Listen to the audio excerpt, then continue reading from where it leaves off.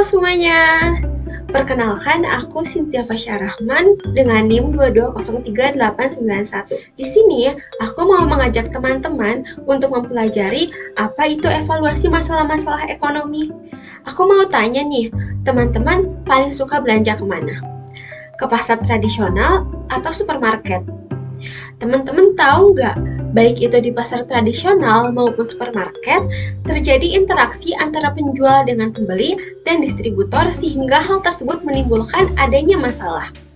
Dalam ekonomi, ada dua masalah yang harus kita ketahui, yaitu masalah ekonomi klasik dan masalah ekonomi modern.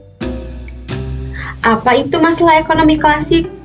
Jadi, masalah ekonomi klasik ini terbagi menjadi tiga. Yang pertama yaitu masalah produksi, di mana produsen ini perlu menentukan bagaimana cara menghasilkan barang dan jasa agar bisa memenuhi beragam kebutuhan yang muncul.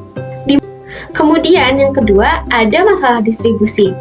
Ini menekankan pada bagaimana agar barang yang diproduksi itu bisa sampai ke tangan konsumen yang membutuhkan agar tepat sasaran. Lalu yang ketiga yaitu masalah konsumsi. Kalau ini dari sisi konsumennya teman-teman, tujuannya untuk mengetahui bagaimana konsumen menentukan barang dan jasa yang dapat dikonsumsi itu sesuai dengan kebutuhan yang ada. Sedangkan pada masalah ekonomi modern terdapat tiga masalah pokok. Yang pertama ada what, atau barang apa yang akan diproduksi. Jadi di sini produsen harus memikirkan untuk memproduksi barang apa yang sekiranya memang dibutuhkan oleh banyak orang dengan sumber daya yang terbatas.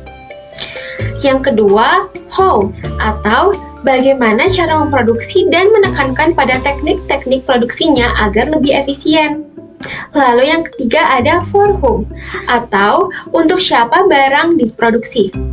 Nah, jadi saat kita memproduksi barang, kita harus punya sasarannya agar kita mengetahui tujuan produksi ini dibuat untuk siapa dan apa kegunaannya. Selanjutnya, kita beralih ke sistem ekonomi. Jadi teman-teman, sistem ekonomi ini digunakan sebagai tempat untuk mengevaluasi masalah-masalah ekonomi yang terjadi dalam suatu negara untuk memberi keuntungan sehingga mampu meningkatkan kesejahteraan rakyat. Dalam sistem ekonomi ini terbagi menjadi tiga sistem. Yang pertama ada sistem liberal. Sistem ini memberikan kebebasan kepada masing-masing individu untuk melakukan kegiatan ekonomi seperti penentuan harga yang diserahkan kepada mekanisme pasar. Jadi di sini pemerintah tidak ada campur tangan sama sekali, sehingga semua faktor-faktor produksi itu bisa dimiliki oleh individu.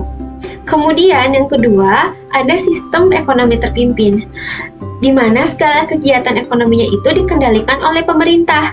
Contohnya, minyak bumi, air, tanah, itu milik pemerintah. Jadi sumber daya alam itu diproduksi oleh negara dan hasilnya akan didistribusikan kepada masyarakat. Ketiga, ada sistem ekonomi campuran, merupakan penggabungan antara sistem ekonomi terpimpin dengan sistem ekonomi liberal.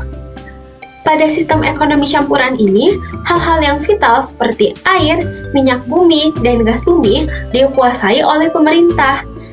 Sedangkan untuk hal-hal lainnya bisa dikendalikan oleh pihak swasta, seperti perdagangan barang atau jasa untuk masyarakat, sehingga terdapat keseimbangan antara campur tangan pemerintah dan pihak swasta dalam mengelola produksinya. Nah, bagaimana?